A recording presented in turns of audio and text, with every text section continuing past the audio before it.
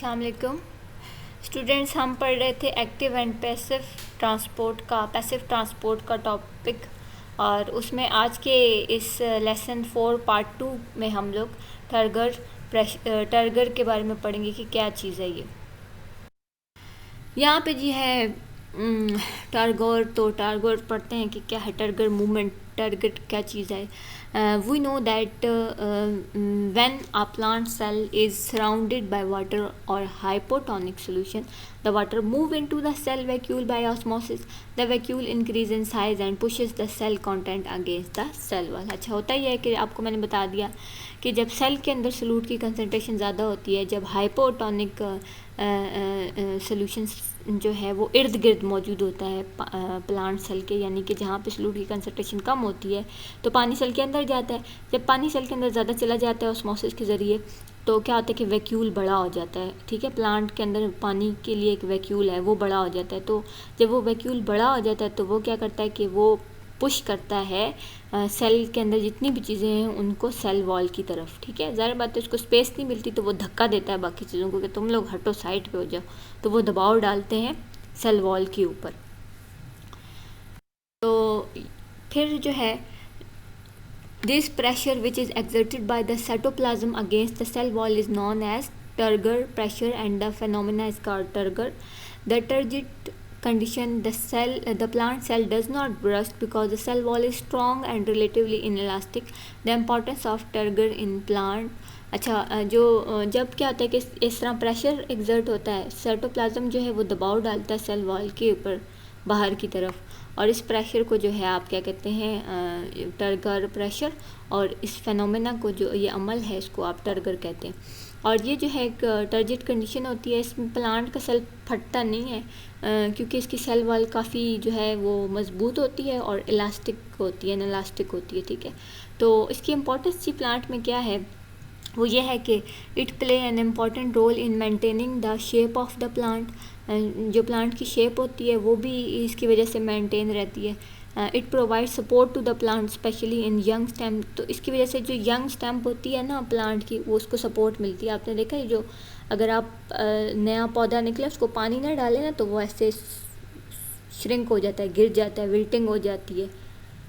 कम पानी अगर उसको मिले तो वो ये जो टर्गर प्रेशर है ना, ये इसको ज़रा इरेक्ट रखता है, इसको सपोर्ट देता है प्लांट को, यंग प्लांट को ख़ास तौर पे, क्योंकि उनकी जो स्टेम और लीव्स होते हैं वो नाजुक होते हैं, प्राइमरी सेल्स से बने हुए होते हैं। It also help in the closing and opening of stomata के खुलने और बंद करने में भी हेल्प देता है ये। और कुछ फ्लावर्स ऐसे हैं, some flowers open during the day time and close at the night. This is also due to the change in turgor in the cells of sepals of the flower. और कुछ फूल ऐसी किस्म के मौजूद है जो दिन के टाइम खिलते हैं और रात के टाइम जो है वो इससे मुरझा जाते हैं।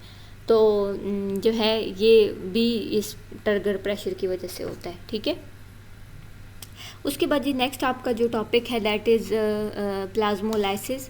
We know that one plant cell is surrounded by hypertonic solution. The water leaves the cell by osmosis. Water is lost from the cytoplasm and then from the vacuole. Due to this outward movement of water, the cytoplasm shrink and pull away from the cell wall.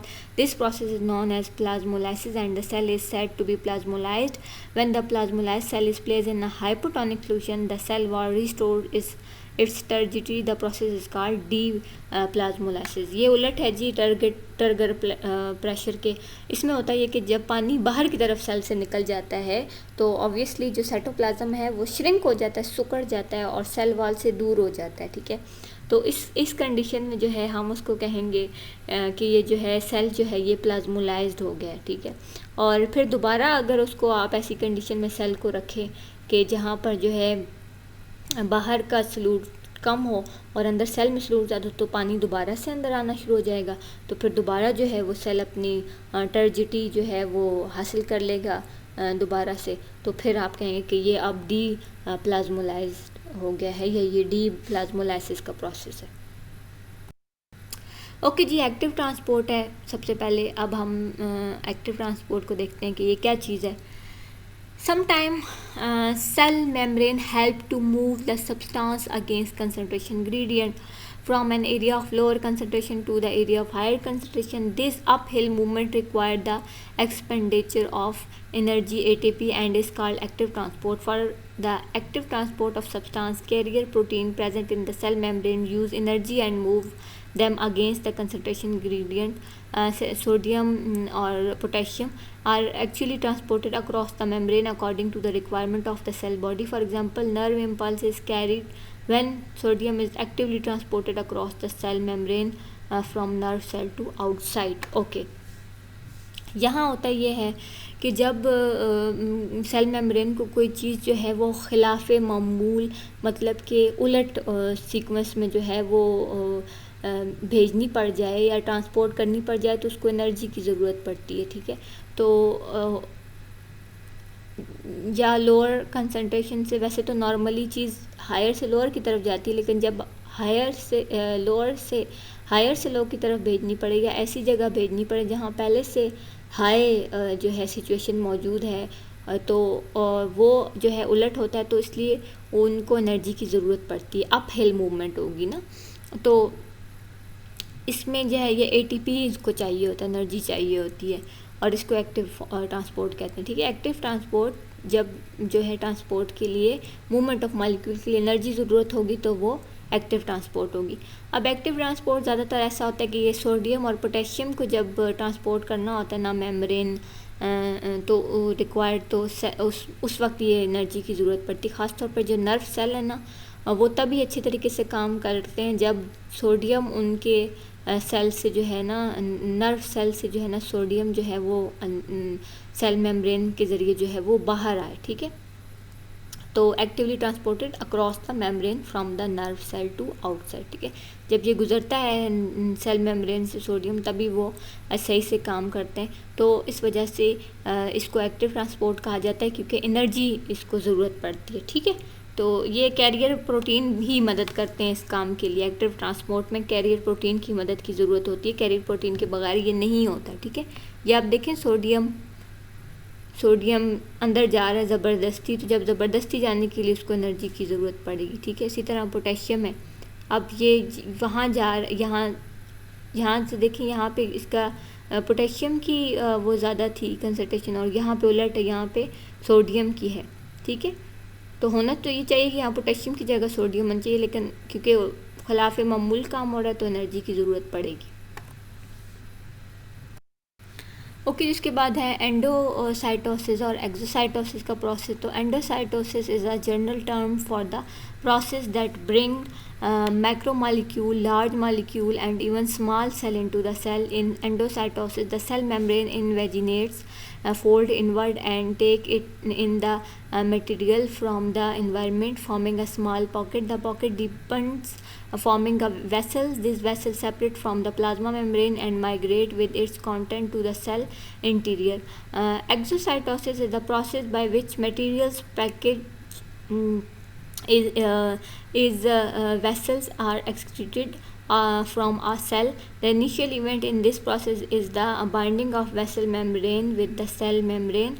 Then the content of the vessel are released to the environment and the vessel membrane is incorporated into the cell membrane. Okay, यहाँ पे आपको endocytosis और exocytosis के process का बताया हुआ है, बहुत इजी प्रोसेस है। यहाँ ये होता है कि कोई डिफ्यूजन या ऑस्मोसिस का प्रोसेस नहीं होता, यहाँ पे जो है ये सेल मेम्ब्रेन ख़ुद हेल्प करती है किसी भी मॉलिक्यूल को अंदर दाखिल होने में। होता ही है कि जब कोई मॉलिक्यूल आके सेल मेम्ब्रेन के साथ टकराता है तो सेल मेम्ब्रेन उसको लपेट लेती है अपने अंदर, एक टाइप मतलब उसको एक पैकेट सा बना लेती है, पैकेट बना के वो उसको सेल के अंदर वहाँ तक ले जाती है जहाँ पे उस चीज़ की ज़रूरत होती है। ख़ुद मॉलिक्यूल अकेला जो है वो गुज़र के नहीं आता, बल्कि मेम्ब्रेन उसको जो है पैकेट सा बना के अपने अंदर लपूट के लेके जाती है वहाँ पर जहाँ पे उस मॉलिक्यूल की ज़रूरत हो। तो जब वो अंदर लेकर आती तो उसको एंडोसाइटोसिस कहते हैं। और यही प्रोसेस जब किसी सेल के जो अंदर के ऑर्गेनेली का प्रोसेस होता है वो अगर अपनी मेम्ब्रेन में जो है वो मॉलिक्यूल को पैक करके बाहर वाली सेल मेम्ब्रेन तक लेके जाए तो फिर उसको जो है वो एक्सोसाइटोसिस का कहेंगे। वो फिर मॉलिक्यूल बाहर निकल जाता है और जो मेम्ब्रेन है वो दोबारा वहीं पर शामिल हो जाती है अपनी जगह पर, ठीक है। या सेल मेम्ब्रेन के कंटेंट जो है वो वापस अपनी जगह पे आ जाते हैं और उस चीज़ को बाहर सी ऑफ करके वापस आ जाते हैं, ठीक है। एंडोसाइटोसिस में रिसीव करते हैं और एक्सोसाइटोसिस में जैसे मेहमानों को छोड़ने के लिए बाहर तक नहीं जाती, इसी तरह ये सेल मेम्ब्रेन भी चली जाती है साथ बाहर तक, या अंदर लेने के लिए भी बाहर से जो है मॉलिक्यूल को खुद आती है अंदर छोड़ने के लिए। तो ये आपका प्रोसेस था एंडोसाइटोसिस और एक्सोसाइटोसिस का। पेज नंबर 87 पे ये देखें, ये आपके पास डायग्राम बनी हुई है, यहाँ पे आप देख सकते हैं, ये देखें ये पैकेट यहाँ पे आए ना मॉलिक्यूल्स, तो इस मेम्ब्रेन ने इसको पैकेट बना दिया, पैकेट बना के ये खुद छोड़ कर आई है इसको सेल तक। यहाँ पे ये अंदर से पैकेट बना हुआ आया है और यहाँ पे आके ये रिलीज़ हो गया, ठीक है। तो ये प्रोसेस है। ओके, जिसके बाद है फिल्ट्रेशन का प्रोसेस। फिल्ट्रेशन का मतलब है किसी चीज़ को फ़िल्टर करना, साफ़ करना।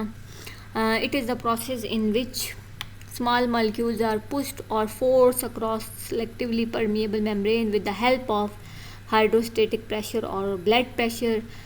In our body, filtration occur in the kidney and help us filter out harmful waste material. बस ये प्रोसेस जो है फिल्ट्रेशन का पानी से या हाइड्रोस्टेटिक प्रेशर से या जो है ब्लड के प्रेशर से होता है। प्रेशर से जो है वो ब्लड गुज़रता है, तो उससे ये होता है कि सारे जो मॉलिक्यूल हैं वो फ़िल्टर हो जाते हैं, ठीक है। स्मॉल मॉलिक्यूल पुश्ड और फोर्स अक्रॉस, ठीक है, वो उनको ज़ोर दबाव डाला जाता है कि वो प्रेशर किस लगाया जाता है उन पे कि वो मेम्ब्रेन से गुज़रें, मेम्ब्रेन से गुज़र के बाहर जाएं, ठीक है। तो इस तरह ब्लड जो है वो फ़िल्टर हो जाता है। ये आपके पास डायग्राम में दिखाया है कि ये ब्लड जो है वो प्रेशर लगा रहा है, प्रेशर एक्सर्ट कर रहा है मॉलिक्यूल के ऊपर जो हैं गैर जरूरी, तो वो फ़िल्टर हो रहे हैं बाहर की तरफ, ठीक है। ये ब्लड कैपिलरी दिखाई हुई है। ओके जी, आपकी असाइनमेंट का वक्त आ गया है। बहुत आसान है, शॉर्ट क्वेश्चन है आपका। How does turgor pressure develop in a cell, किस तरह टर्गर प्रेशर बनता है, तो वो मैंने आपको पढ़ा चुकी हूँ। फिर भी मैंने आपको आंसर यहाँ पे बिल्कुल तैयार नवाले की तौर पर दिया हुआ है। आपने बस अपनी नीट कॉपी पे उतारना है और फिर आपने मुझे चेक करवाना है। ओके, यहाँ पे एक और भी आपका जी शॉर्ट क्वेश्चन है, differentiate between endocytosis and exocytosis. ये भी आपने इसी तरह हेडिंग के साथ लिख देना है। आंसर मैंने आपको बिल्कुल स्लाइड पे दिया हुआ है, ठीक है। ये फिनोसाइटोसिस, एक्सोसाइटोसिस, ये सारा अभी पूरा चल रहा है। ओके जी, आज के लिए इतना ही। अपनी टीचर को इजाज़त दें। फ़ी अमान अल्लाह।